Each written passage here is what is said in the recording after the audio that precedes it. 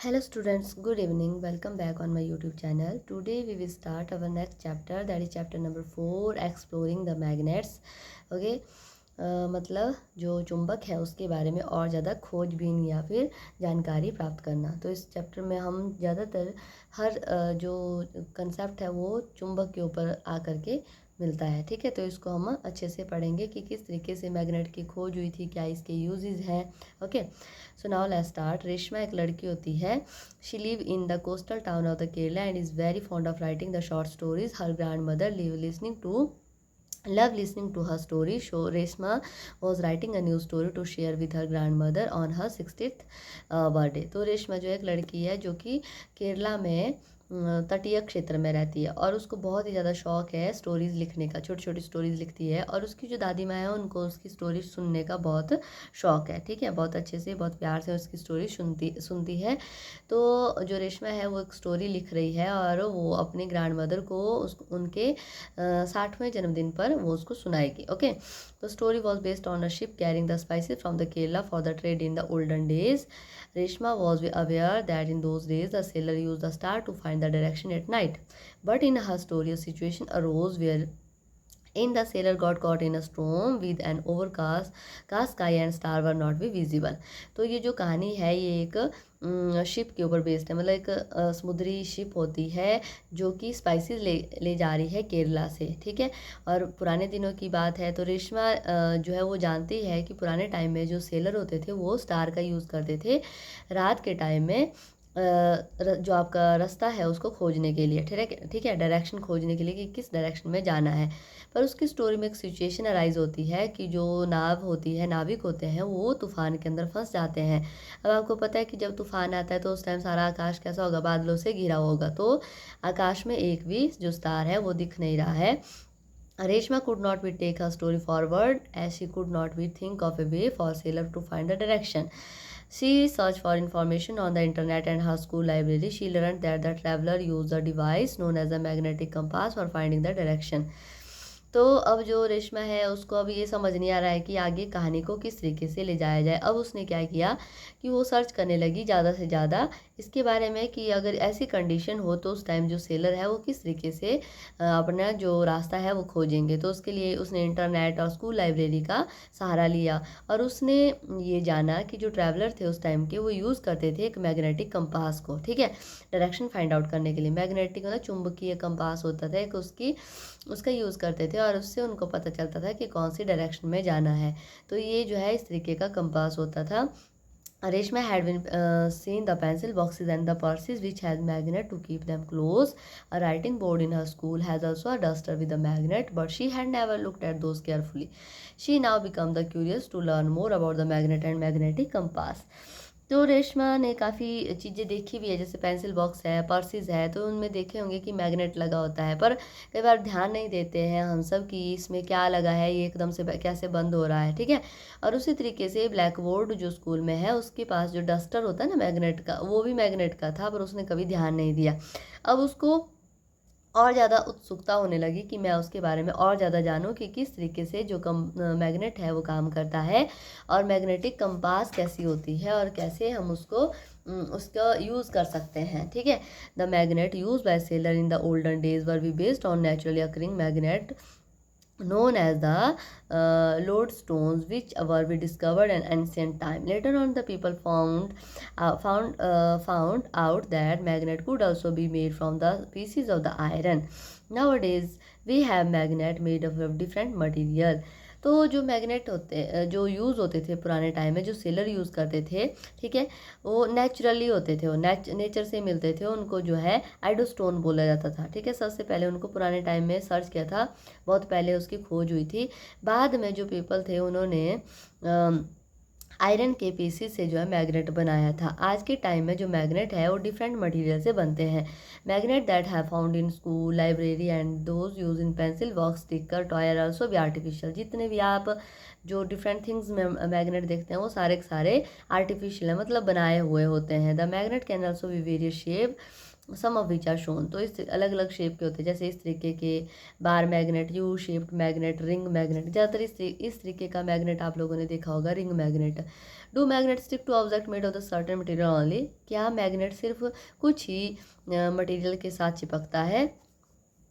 Magnet and non magnetic material. तो कौन कौन से ऐसे मटेरियल है जो मैग्नेटिक है और कौन से नॉन मैग्नेटिक है? इससे पहले देखो ये जो डायग्राम दी हुई है इस तरीके की, आपने देखा होगा जो पिन बॉक्स होता है उसमें मैग्नेट होती है, ये डस्टर है, और इस तरीके के आपने पर्स देखे होंगे मैग्नेट से बंद होते हैं, ये आपकी ज्योमेट्री बॉक्स है, और ये तो सबके घरों में होती है, अलमीरा होती है, छोटे छोटे ड्रॉर बनाए तो उनमें मैग्नेट लगे होते हैं। और इसके साथ साथ जो आपके फ्रिज होता है, फ्रिज की जो डोर होता है उसके साथ भी मैग्नेटिक कुछ चीज़ें लगाते हैं लोग, है ना।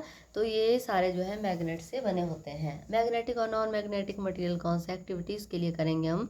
Collect a few object made of different material, these are also magnet and also magnet. Predict which of the object will stick to the magnet, write of prediction 4.1 table. इसमें लिखनी है आपने अपनी prediction. Now hold a magnet in your hand and bring it near the object one by one, observe which of the stick to the magnet.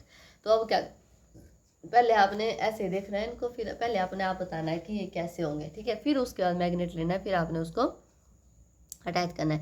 जैसे यहाँ पे pencil है, pencil किससे बनी होती है? Would say. तो क्या मैग्नेट से ये अट्रैक्ट हो पाएगी? नहीं हो पाएगी, है ना, क्योंकि वुड अट्रैक्ट नहीं होता। इरेजर, रबर, ये भी नहीं हो पाएगा। नेल आयरन से बनी होती है, तो नेल तो आयरन तो सबसे पहले उसको अट्रैक्ट करता है मैग्नेट को। पेपर पिन आयरन की बनी होती है, ये भी करती है। वायर आयरन और प्लास्टिक दोनों होते हैं इसमें, ये भी अट्रैक्ट करेगी क्योंकि आयरन उसके अंदर होता है। की आयरन से बनी होती है, वो भी करेगी। शार्पनर प्लास्टिक और आयरन दोनों से बने होते हैं, पर वो अट्रैक्ट करेगी क्योंकि उसमें आयरन होता है। मैच बॉक्स है, पेपर से बना है, उस अट्रैक्ट नहीं होगी। ग्लास, ये भी अट्रैक्ट नहीं होगा। स्केल प्लास्टिक का है तो अट्रैक्ट नहीं होगा, अगर स्केल आपका आयरन का है तो अट्रैक्ट हो जाएगा।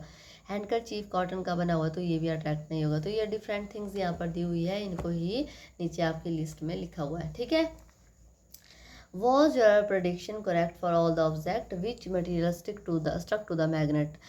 What conclusion you draw? तो क्या conclusion निकलता है और क्या आपने पहले prediction की? तो मैक्सिमम बच्चे इसकी prediction अच्छे से कर देंगे क्योंकि ये आपने डेली लाइफ में काफ़ी ज़्यादा यूज़ किए होते हैं। Through this activity we found out that some of the object were be attracted to the magnet and stuck to it while other were not. तो इस एक्टिविटी से हमें ये पता चल जाएगा कि कुछ ऑब्जेक्ट है जो अट्रैक्ट हो जाते हैं और कुछ ऐसे है जो अट्रैक्ट नहीं होते। The material which are attracted toward the magnet is called the magnetic material. तो ऐसे मटेरियल जो अट्रैक्ट हो जाते हैं मैग्नेट की तरफ उनको बोलेंगे magnetic material. The metal iron is an magnetic material, nickel and cobalt other metal which are also magnetic. Iron, ठीक है, निकल, कोबाल्ट, सारे मेटल्स हैं जो मैग्नेटिक होते हैं, मतलब मैग्नेट को अट्रैक्ट करते हैं। Some of their combination with other metal also be attracted toward the magnet. The material which are not be attracted toward a magnet is called the non magnetic material. तो ऐसे material जो magnet की तरफ attract नहीं होते हैं उनको बोलते हैं नॉन मैग्नेटिक मटेरियल। तो ये दो डेफिनेशन बनती है यहाँ से, okay. Do all the part of the magnet attract the magnetic material equally? क्या सारे के सारे जो पार्ट होते हैं वो मैग्नेट के थ्रू इक्वली अट्रैक्ट होते हैं? तो ये भी क्वेश्चन है, ठीक है। क्या मतलब मैग्नेट से सभी डायरेक्शन में जो है वो अट्रैक्ट करता है या नहीं करता है?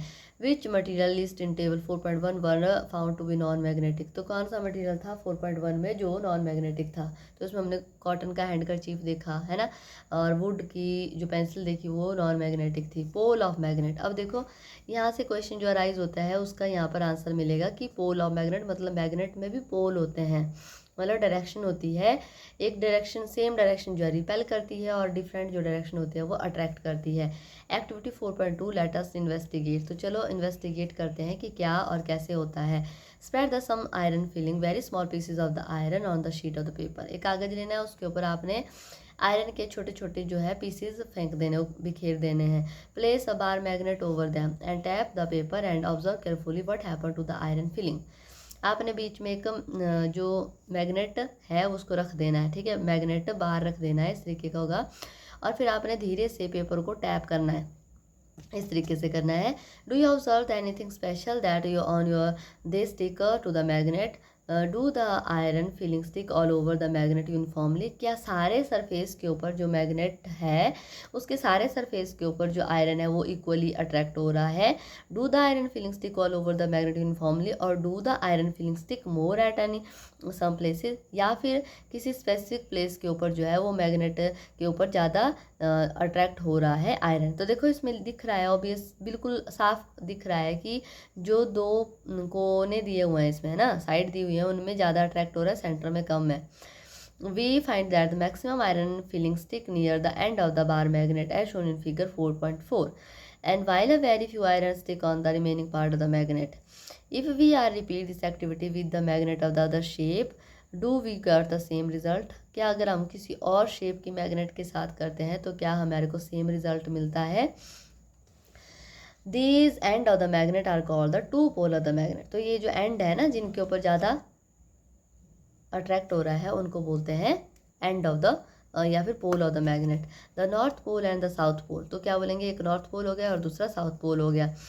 And most of the iron feeling stick to the pole of the magnet of any shape, तो ज़्यादातर जो आयरन होता है वो स्टिक होता है पोल के साथ, तो मतलब कि नॉर्थ या साउथ पोल के साथ वो अट्रैक्ट होता है। It is not possible to obtain a magnet with a single pole, ये बहुत मतलब इम्पॉसिबल है ये फाइंड आउट करना कि कोई मैग्नेट हो जिसमें सिंगल पोल हो।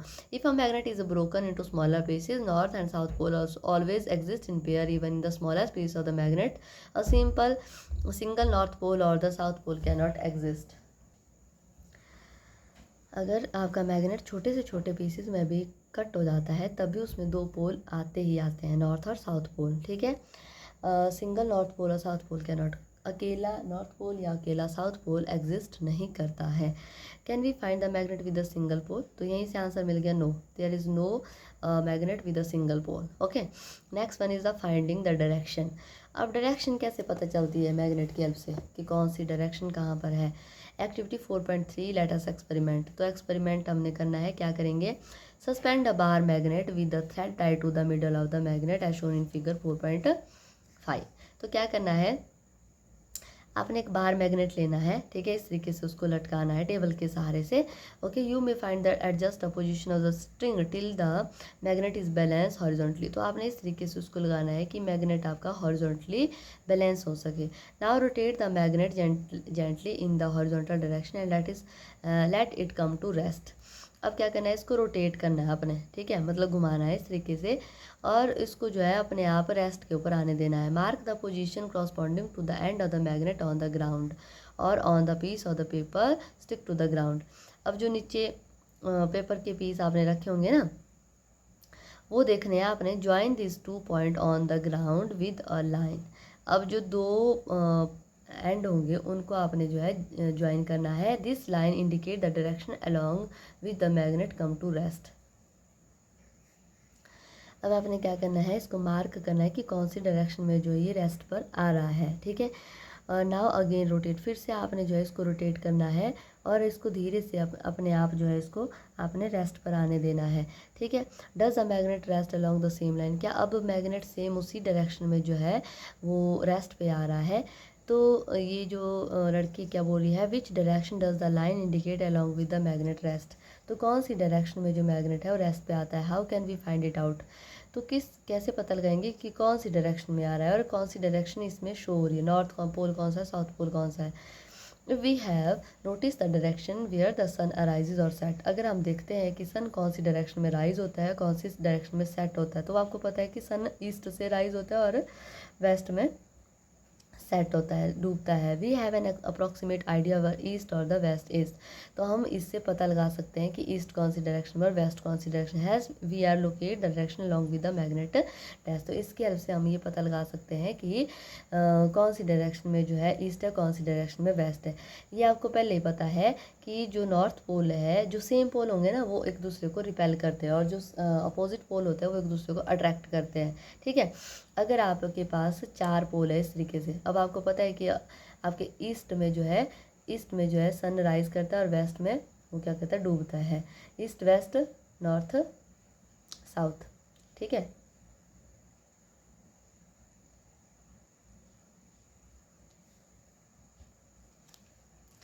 तो इस तरीके से अगर आपका जो मैग्नेट है वो जिस भी डायरेक्शन में आपका मुड़ रहा है, ठीक है। अगर मान लो आपका मैग्नेट इस तरीके से अट्रैक्ट हो रहा है तो आप कैसे पता लगाओगे? अब ये मैग्नेट आपका इस तरीके से रुक गया, ठीक है, ऐसे आपका मैग्नेट जो है रुक गया, तो इसमें जो है आप देखोगे कि नॉर्थ पोल है, नॉर्थ पोल के पास कौन सा मैग्नेट का कौन सा पोल आएगा? अपोजिट आएगा, तो इसका जो है साउथ पोल आएगा, और साउथ के पास जो है इसका नॉर्थ पोल आएगा, ठीक है।